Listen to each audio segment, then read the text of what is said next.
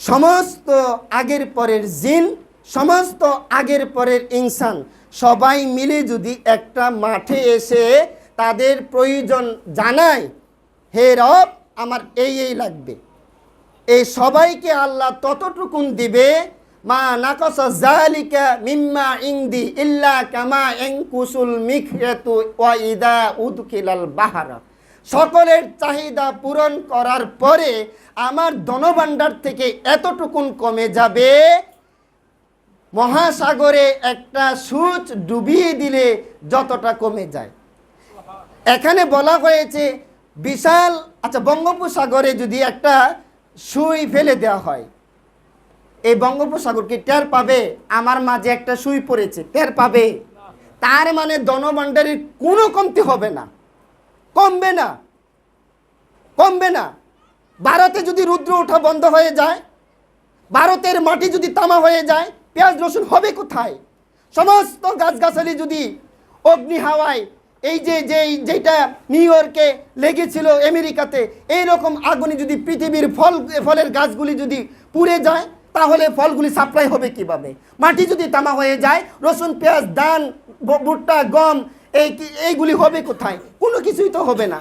সমস্ত জিনদের চাহিদা আমি পূরণ করি, সমস্ত মানবের চাহিদা আমি পূরণ করি, আমাজন জঙ্গলের প্রাণীদের চাহিদা আমি পূরণ করি, মাটির গভীরে লুকিয়ে থাকা প্রাণীর চাহিদা আমি পূরণ করি। তাহলে কোন বিশ্বাসে, কোন তাকদিরে, কোন ইমানের বলে, কোন বিদ্যার বলে এই আকিদার মধ্যে জঞ্জাল গঠাও?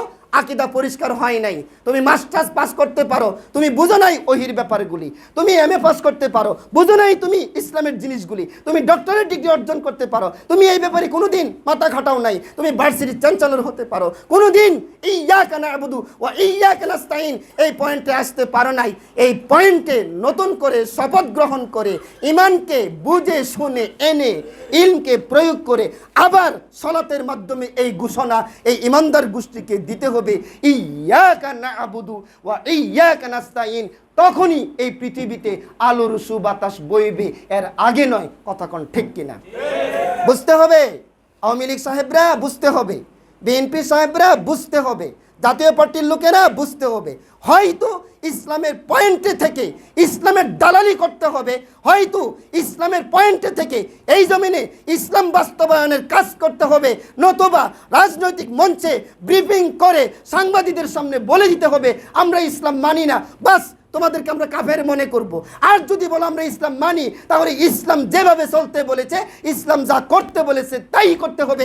এই ব্যাপারে ইমানদার গোষ্ঠীর পক্ষ থেকে কোনো কম্প্রোমাইজ চলবে না। কথা কোন ঠিক কিনা? ভালো করে মুসলমান হওয়ার চেষ্টা করুন, ভালো করে মুসলমান হওয়ার চেষ্টা করুন, ভালো করে মুসলমান হওয়ার চেষ্টা করুন। প্রিয় উপস্থিতি, আল্লাহর কাছেই চাইতে হবে। দলিল, মুজাহিদরা যখন রণাঙ্গনে যেত, রণাঙ্গনে যাওয়ার আগে তারা আল্লাহ রাব্বুল আলামিনের কাছে শুধু চাইতেই থাকতো, চাইতেই থাকতো, চাইতেই থাকতো। দলিল 3 নম্বর সূরা আল ইমরানের 147 নম্বর আয়াত, ওয়ামা কানা কওলাহুম ইল্লা আন ক্বালু রব্বানা গফির লানা যুনুবানা ওয়া ইসরাফানা ফি আমরিনা ওয়া সাব্বিত আকদামানা ওয়ানসুরনা আলাল কওমিল কাফিরিন। আল্লাহ এইভাবে বলেছে কথাটা, ওয়ামা কানা কওলাহুম ইল্লা আন ক্বালু। তারা শুধু এই কথাটুকুনি বলতো, এর বাহিরে আর কোনো কথা তাদের থাকতো না। যারা মুজাহিদ, যারা এই পৃথিবীকে যারা নস্যাৎ করতে চায়, যারা সুন্দর পৃথিবী চায় না, যারা চায় মদের লাইসেন্স দিয়ে পৃথিবীটাকে মাদকাসক্ত করে রাখত। বিভিন্ন সেমিনার হয় মাদকরে না বলি। মিজানুর রহমান আল আজহারি সাহেব থেকে শুরু করে যত বক্তা আছে সবাই যদি মাদকরে না বলে, আর জনগণ যদি মাদকরে না বলে, আর রূপগঞ্জের ওই বিভিন্ন বাজারে যদি লাইসেন্স দিয়ে রাখে, এই জনগণের মাদকরে না বলা আর সরকারের লাইসেন্স দিয়ে রাখা, এই না বলাতে কোনো কাজে আসবে? কথা বলেন, না বলাতে কাজে আসবে?